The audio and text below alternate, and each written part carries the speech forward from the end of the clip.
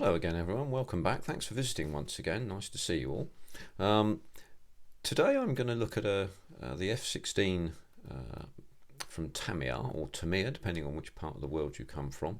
I shall be building this at some stage in the not too far distant future when I get round to it. I haven't really had the, shall we say, the mojo. It's not a word I particularly like, but it seems to describe things fairly well, to go after this kit yet, but I may yet do so in the future. And I've had it in the stash, which, by the way, just in case you're wondering, runs to only about 8 models actually, so it's not very many.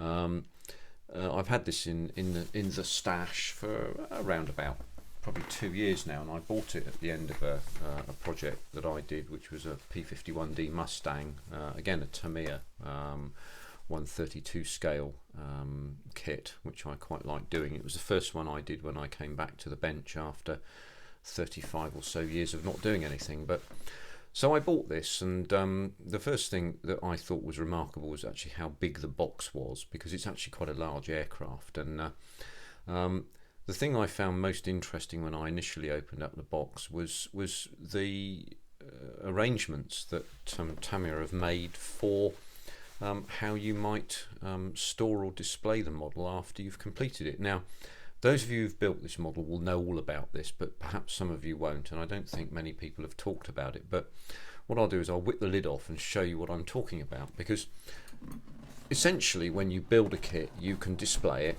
and unless you get a glass case or something like that, it's going to get dusty. And when it gets dusty, that affects it, and so you try and brush it with a gentle soft brush, and maybe you break bits off it and it's annoying, and you don't really want to do that. And if the inside of the cockpit gets dusty, well, yeah, that's not the best thing, is it? So Tamiya have a solution for this, in the sense that what they've done is they've created this lid here, this inner lid, which falls away, which I can pull away in a minute. And what you do with this is the tail section, the vertical tail fin, is actually can be put in with polycaps. So it's a non-permanently fitted thing. So you can put it in, sight it, and then when you want to store the model, what you can do is you can mount the model onto the top of this, and you can push out various little panels here. You can probably see them here, just reflected in the light there. This little cutouts, you can see them just here, look. So that's for the engine dolly, of which more later. So you can then store the model in the box, and then it doesn't get dusty. And then if you want to bring it out, take it to a model show or something, because I'm quite sure many of you are very good at this sort of thing, would take them to shows, and you'd be able to take it out and show it, and it wouldn't be damaged. Now, when it comes to, initially you've got this little panel here that goes into the side of the box here. You can tear that away or cut it away, and then this little panel sits halfway down, and the model will then sit into the box very nicely. Now, I think that's a rather good idea, to be honest with you, and I thought, well, yeah, okay, I think that's worth showing, because clearly Tamiya know this is a big model, it's a big kit. It's going to take a bit of a project to do. I suspect this is probably going to take me about a year, but look, you can store it away afterwards, and then, you know, when you want to show it to somebody, well, you can. So got a set of instructions. It's the usual kind of instructions, quite big and bulky, but what I'm going to do is I'm going to take the sprues away and the box away, because you've seen lots and lots of boxes in the past, I'm sure. So I'm going to do the usual thing, which is I'm going to study the instructions and pull out bits of the sprues as we require them. So I'll take that away there and just put that onto the floor. So if you'll bear with me for 2 marching paces. Oh, yeah. There we go. Now I can just move the camera in a bit further. That enables me to get nearer to the bench. As you can see, I've not been very tidy about putting away these staples, because these are the staples that seal the bag. So we'll put that in my rubbish bin. And now what I can do is just switch this light on, and it will adjust the camera will adjust the white balance, and there we go. That's done fairly quickly, so we're ready to go. So somewhat unusually, I think, from my memory, the front page is landscape style, showing us the completed model here, and then the dolly with the engine on it. you have the opportunity to put the engine in, I think, from what I can recall, but many will choose not to. I certainly will choose not to. But as we go into the front here, we look at the blurb, which is always the introductory talk about the lightweight fighter program, which was the start of the F16 fighting Falcon. About 4,000 units produced and sold all over the world, more than 20 countries around the world. I think they're going to be given to the Ukrainians as well. Obviously, Ukrainians are going to have to do operational conversion to be able to fly them, but there's some history in there that's worth looking at. And obviously, for an aircraft that's been around for probably 35 or 40 years, maybe, I would suggest to you that the upgrades will have been fairly extensive. So we're going to model a Block 50, which isn't the most late variant. There are later ones, I think, and there are models of them too, I've noticed, but it's certainly worth having a read of that. Give you a bit of history. Then there's the usual painting instructions. On this side we can look at weapons and so on, the I think JDAM and all this sort of thing, and then wing fuel tanks. I wanted, if I could, to be able to model this with the colours of the Thunderbirds, but there really aren't any paint screens, paint masks available for that, which is a shame. I think there's a 1/48th paint mask that was available, but not in 132. I think it looked very attractive in the in the 132 scale with the Thunderbirds stripes on it. But there we go, not going to happen, I'm afraid. So anyway, painting instructions, fairly extensive Tamiya paint guides there, and then on this page the usual warnings, don't run with scissors, don't drive drunk and all that sort of thing, the usual stuff. And this is important. But the first, I think, 12 or 13 steps from my limited memory on this is looking at the dolly, which is the engine support. We can see that on the front here, that you get to make that and weather it. And this is all sliding, so it's a no glue thing there. The detailing on this is really quite good. I'm not going to look at that in any particular detail, but what I will do is we'll just pull out the engine sprue, which is the, I think we'll find it's the H sprue. So that's the engine mountings and so on. So the engine itself starts at about section 7 here. So let's go and dive in and pull out the engine sprue, which is the H sprue there. So that's this here. I don't know whether there are resin upgrades for this sort of thing. There probably are, but as we can see, there's some surface detail on the kit here, and you can see some wiring here. It may be that more wiring could be required. There are some components there which go into some detail. Let's just go right in on that. You can see, I don't know what these things are, and I call upon you experts out there to let us know. So please do that in the comments. And then we've got the intake ducting, fans, and so on and so forth, and all of that kind of thing there. So it's fairly well detailed, and there's extra bits and pieces to put on of pumps and valves and goodness only knows what else. So let's zero back out again. We go back to 0.5 magnification. So we'll I don't know what I've done with the bag there. I'm going to put these back in the bag as I go, because there are a lot of sprues, as you could probably imagine. So the engine itself, you can build and possibly lightly weather and so on.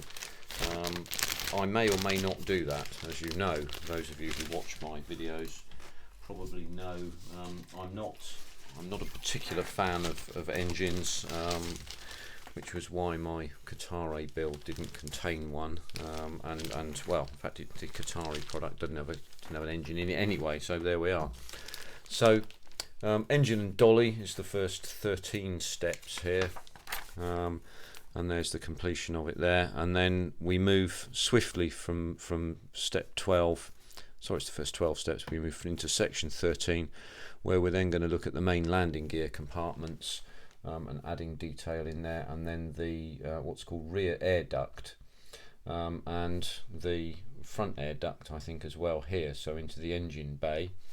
And we're then starting to look at then adding in mountings for the engine here, and then screwing this onto the main part of the body. So this is really where we can start to see some of the real size of this kit. And I'm going to put my little poker down here.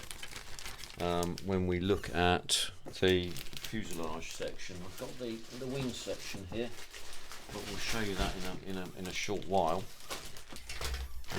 So here we have the main fuselage sections here, and this is one span. This is not far off 2 spans. So just with that section there, which doesn't contain all of the rear side of the model, we can see some idea of the size. So when this is fully completed, you have a nose section on the front of this with a pitot head, so that goes out to there. This is going to be nearly as long as my bench, so it's going to be fairly significantly sized. I like the detailing that Tamiya go into here, with what might be called Zeus fasteners, but panel fasteners. There we go. You can see them there. There's a nice amount of detail there that you can look at, and as we look into the back behind the cockpit sighting here, again you can see that, and you have many opportunities to pre-shade and to make the model that you want to build here look as realistic as it possibly can be.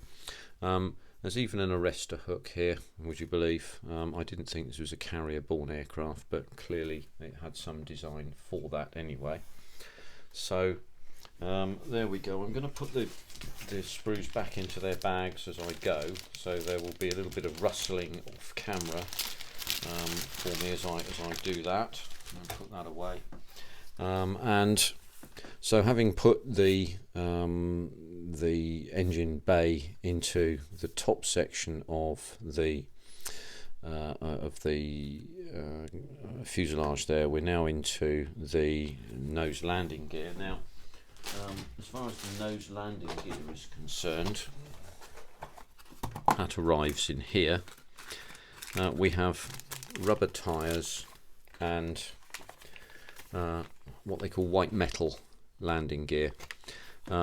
That is going to need some work, make no mistake about it. I think we can just zero right in on that. You'll see there are mould lines here, and the problem with this white metal components is they don't come out quite as smooth as you want, so I'm going to try and have to smooth them off, but certainly these mould lines here will have to be removed.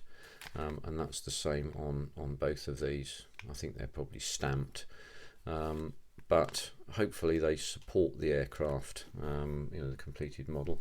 And then there's a nose weight as well, so that's going to need to be put in, but there is a specific place for that. And we have the nose cone, which is separately moulded there. So let's put those things back in to our little box of tricks here. Whilst we're here, we've got 2 options for canopies. There's a front canopy and a rear canopy there, and various other glass parts, and an empty bag. Well, that's quite interesting. Wonder what was supposed to be in there. So there's various other glass parts, lots of screws. We have some photo etch. These will be seatbelt parts, seatbelt buckles and so on, and a rather nice photo etched panel there that you can use to display the model. Store removed armament and canopy in this box. That's what it says there. Store this box under the display base. This box can also be used to store parts during assembly. Well, it's very useful instructions that we have there. So let's put these things back in the same way that they came out, and we can move on from there. So we don't really need to look at that section again. I'll just zero back out to 0.5. There we go. So I can leave that way over there. So we know about that. Then the front air duct is starting to be manufactured there, and then we're inserting the nose wheels in the landing gear bays in step 19. It's advising you to put the nose landing gear tyre in and to glue it in. I don't know whether I might want to do that at that stage, but I'm going to have to look carefully about how this build order does, because obviously we're going to want to be doing some painting and shading and so on and so forth. As we move on to step 21, we're now looking at options for 20th Fighter Wing or 35th Fighter Wing, because they have different coloured vent entrances there. And as we move forward, now we're installing the completed assembly, the nose wheel assembly, into the bottom of the fuselage here, and this part C26 here needs to be shaded in black there. You can see that perfectly clearly. And then we rush off to putting in the main undercarriage, or to starting to build up the main undercarriage here. So these are all F parts here, apart from the white metal landing gear. And there's a blowout here of the, let's see if we can show you that. We'll move in there. There's a blowout of the assembly order for these particular parts, K11, K6, F30, and then MB5, which is screws so that the wheels will turn. And then some good detail on what the inside and the outside of the wheels look like. So that's all good there. We'll need some metal primer for that. Thinking about it, I don't have such a thing at this stage, but we'll see what we'll see when I come to do this. So then we're moving into landing gear, rear main landing gear installing. So as you'll know, this landing gear dismounts forwards. So if the nose of the aircraft is pointing that way, the undercarriage goes up that way and then shuts in. And we're now starting to detail in step 25 compartment parts for the main landing gear. That's quite complex in the way that it goes in, because the white metal landing gear go in first, and then there's a whole host of parts to go in afterwards. The ventral fins, that's very similar to what the Lightning F2 and variants had on the rear side, underside, behind the landing wheels, and oleo legs, but yeah, they'll have to be put in as well. And it's only at step 27, somewhat unusually, that we move into the cockpit assembly. So I'm going to pull those parts just now, and we'll take a look at them. So this is F parts and N sprue parts, and let's have a quick look here. I've got the N sprue there, and that's G, so that's the ejection seat. We'll come and have a look at that in a minute, but we'll pull out the N parts here. So N12. So as you can see, I need to find my cockpit tub, which is an F part.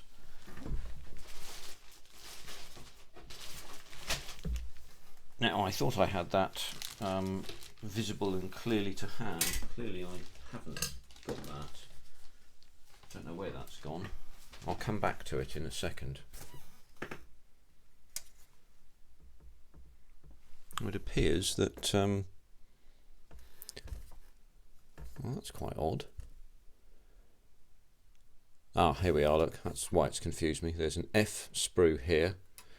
Bet you were all in modelling land shouting at me, and there's an N sprue here. So they were actually together. So Tamiya made it easier for me, and it made it easier for everybody else, but not so easy for simple-minded fools like me. Here is the cockpit tub, and it arrives out of the box, as it were, completely denuded of any form of detail at all, and you add the detail in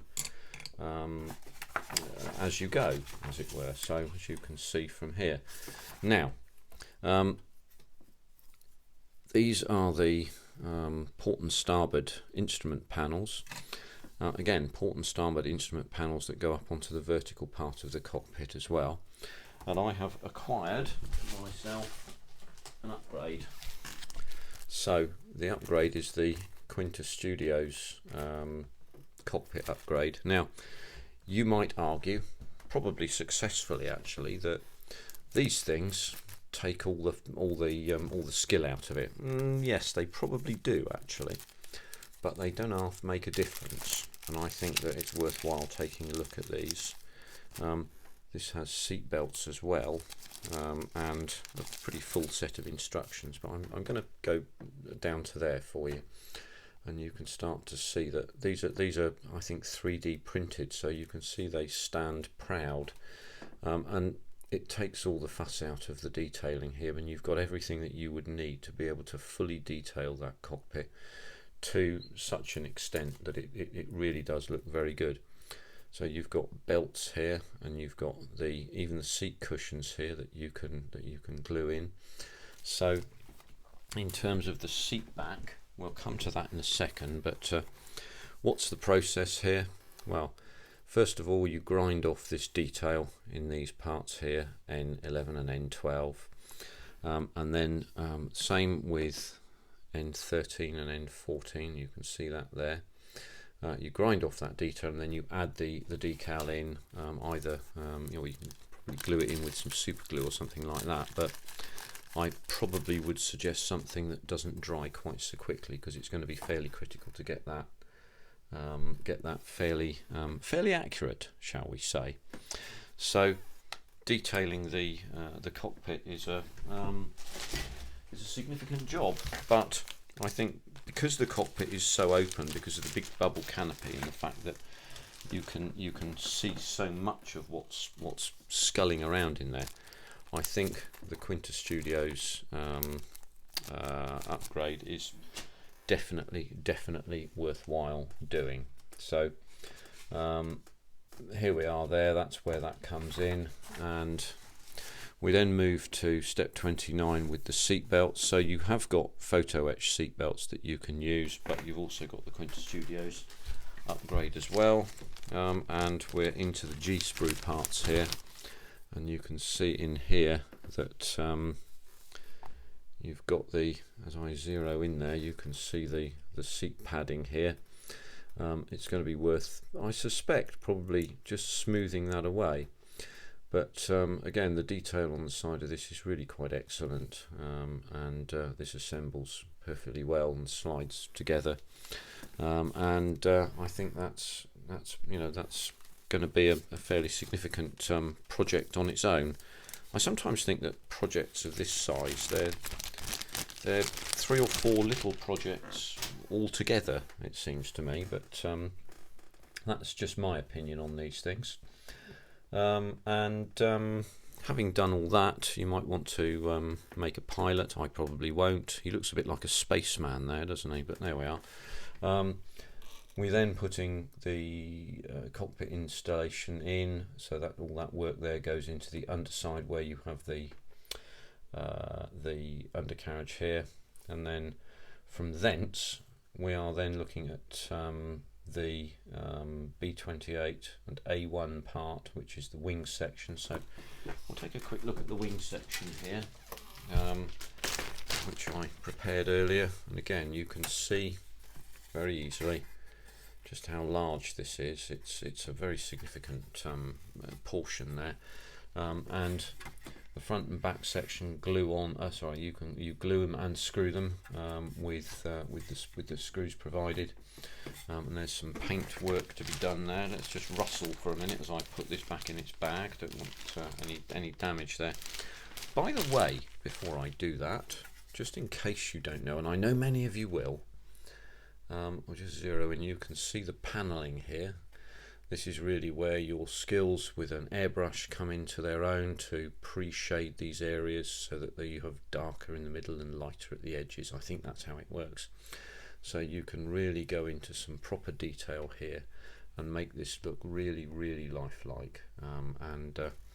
I shall be having a go at that, and I shall relate to you my experiences as I do it, so that you'll be able to see how that went, and if you wish to, point and laugh as well. So there we are, but feel free to do so. That's not really a problem at all. So moving further ahead then, we're now at step 35, and we're beginning to really put ourselves into a position where we have an aircraft being put together, and the A1 part is now connected to the front cockpit section, which I showed you earlier. There's where the machine gun, the Gatling cannon is. Machine gun? Gatling cannon? I suspect the second term is more correct, isn't it? And then we whip the thing over, and then we put the lower wing sections on, and we use polycaps to attach the hard points at the wing hard points for the munitions and so on, and then we've got some more things at fuselage undersurface and nose landing gear sub-assemblies. So these are the things that you can always leap forward and produce now, painting and gluing together and so on, so that when you come to step 37, bang, you can put them straight in. It means that the build goes more quickly, and there we go. Section 38 is when we start to attach those bits and pieces there. So there's not a big gap between making these and doing these. So there we go. And then once again, we're at fuselage parts with the again the wing hard points, the mounting points for various bits and pieces, and those are now being installed in turn. We're up to step 40, and we're still actually just a little bit past halfway through this build. We then jump back to the cockpit now to put in the head-up display and the cockpit upper screens and so on, so it's we do leap around a bit, but I think there's probably good reason from the build schedule to do that. And then we can make a radar section here, which is that's photo etch, by the way. Isn't it lovely? There we go. Some of this, if you don't want to display it, will be hidden anyway. Here's the Gatling cannon here, and that's fitting on there. Again, you can spend a lot of time making this and then perhaps not have it visible. Might be worth investigating whether this cannon mount here, or this cannon cover here, is hinged away. One might even be able to make it hinged. And now the reason why the cockpit sections here are made later is because they're attached in with a polycap. Well, that's really interesting. So that means all of this can be taken out as well and stored, which is really quite interesting. So we go to step 44 with the flaps installation, or flap manufacture, and then installation, then wingtips, extendable wingtips. So again, the aircraft gets larger still as time goes by. We then flip over to the top side here, attaching flaps, and I think wing section ends as well. Yes, I believe so. And then we got these little tweakers that stick out here. Yes, fuselage colour. So you paint that fuselage colour there and glue them in. These are metal shafts, so MS1. So these won't break off particularly easily. But again, we're now down to the point where we have to be really rather careful, it would seem. So there's the engine being mounted into the model now. So it's being housed in there. Insert engine carefully, matching guide with groove. That, if Tamiya are saying that, then I think it's probably worthwhile paying some attention to. Vertical tail fin here. Here we go with all of this. Again, as I said before, this is non-permanent, so it fits in with polycaps, which means that you can take it out and store the model in a box. I think that's a really good idea, that, for such a large kit. And then we're into installation of air brake, or production of air brakes. Again, there's another section here with, I think it was section 35, wasn't it? Did I get that right? No, 31. There were some pre-assemblies, and 37, not 35. So we could note down all the areas where we can do pre-assemblies. Then it's installation of our horizontal stabilizers. Again, remember, this is a Mach 1 Plus aircraft, so we have an all-flying tail. There are no elevators separate there. and it's the only way we can get aircraft to fly ahead of Mach 1. There is a set of masks provided by Tamiya. I have got some Eduard masks for this. I think they're better. I've used Tamiya masks. They're not bad, but I prefer the Eduard ones, if I'm absolutely honest. And then we're really beginning to come down to it now with the installation of the cockpit. You can have it either open or closed. I think I'd prefer to have it open, to be honest with you. And then we're into the weapons here. So we're AMRAAM missiles and Sidewinders, or AIM-9s as they're called, and then fuel tanks and so on and so forth. I'm not going to look at those. It's, you know, I think you know what these things look like, and they'll be sufficiently detailed, I suspect. Now you can look at the options for where you can put things and what you can do. I'm going to have to think about that, whether I want to even do that at all. You can now even manufacture a ladder, and they provide you a ladder to manufacture, and we're right down to the chocks now, so we can chock this into a diorama. And then pretty much the last stage is about storing. So you can, as I say, the instructions show you cutting off these sections and then putting this into the box with the little blue box underneath, so you can store things. And some of these sections you push in, and some of them you lift up, and then you can put the model into the box itself, and it can be stored later on. And so all the weapons loadouts can be stored, and then the cockpit sections and so on, the glass. There's a sprue call out right at the end, bizarrely. I mean, normally that comes first, but it's been done right at the end, so you can do a check up here, and we're then up to the end. Now I will show you the paint call out, because it's quite a significant sheet.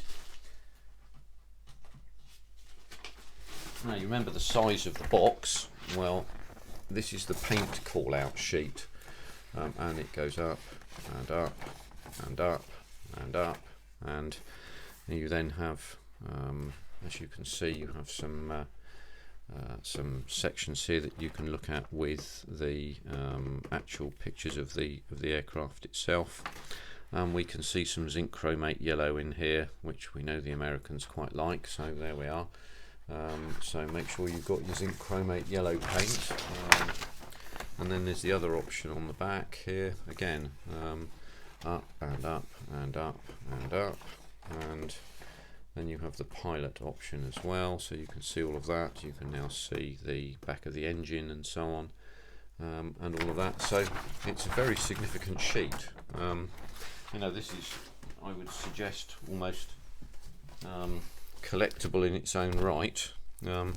So we have a decal sheet as well as also these are small pennants. Now the pennants go all around the aircraft, over pitot heads and so on and so forth, but also within the cockpit, and they say they bear the legend "Remove before flight." Very sensible idea too, I would say. And so there's something else in there. Let's just investigate what's in here, shall we? Because as you can see, I've not opened that up.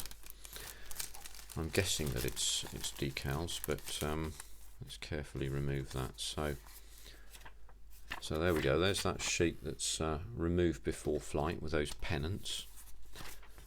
There are some decals there. I don't know. I've had some trouble with Tamiya decals recently, but there's quite a lot of detail there, and that's going to be quite interesting to fit. And another panel of decals there. Oh, I see there are backing panels for all of these things here. Oh, there we go. Look. So let's just put that together like that and put them facing one another. That will give us at least a chance of not making a mess. And there's your cut out mask. So if you don't want to get an Eduard mask, you don't have to. It's not obligatory, shall we say. But as usual, when you pays your, what would it be, probably about 140 quid, I suspect, in English cash these days for one of these. You takes your choice, and you get, you know, quite a lot of things that would mean that you don't have to. Let's get that to. There we go. We can shut that down now, which would mean that you don't have to get a load of other stuff. But there we are. 35 minutes or so in. We're now reviewed. I hope that gave you the opportunity to take a little look at this. I gain a lot of interest from myself of looking at these things and thinking through them, and it gives me a chance to go away and then, shall we say, think through the build schedule and how I'm going to do things and so on. I hope this has given you the opportunity to look at, as I said at the start, something that's slightly been done to death. You know, there are a lot of F16 Block 50s out there in modelling land that people have built. It's something that I shall have a good fist at some stage, and I hope that you will join me on it. I hope that it will interest you, and in so speaking, I would just say I have somehow managed to surpass 700 subscribers, which is about 695 more than I expected, to be perfectly truthful with you. So thanks to everybody who's subscribed. I know I've left this to the end, and I hope that you continue to hear it to the end. You know, but I'm very grateful to you all. I keep doing this because you keep telling me that you enjoy what I do, and when that doesn't happen anymore, then I may very well stop doing it, but not yet. I'm hopeful that you'll join me on this build when I come to do it, and I shall look forward to having you along. And once again, your comments are very welcome. I'm very pleased to read all of the comments and try to respond to all of them as well, because I think that's, well, to be honest, I think it's just good manners. And if you take the trouble to write to me, I shall take the trouble to answer. So hope you enjoyed that. Thanks very much. Until the next one, I shall do a build video of the F4U 1D Corsair that I'm doing at the moment. I've got a 1/48th version of that, but I'm probably not going to finish that fairly quickly because I have some additional research to do to make sure that I get the detail right. But until the next one, thank you very much indeed for your time. I know it's nearly 40 minutes worth, but hopefully it's worthwhile for you, gives you an idea of what you can expect out of the box of Tamiya's Block 50 F16 Fighting Falcon. Thanks very much. See you on the next one. Bye for now.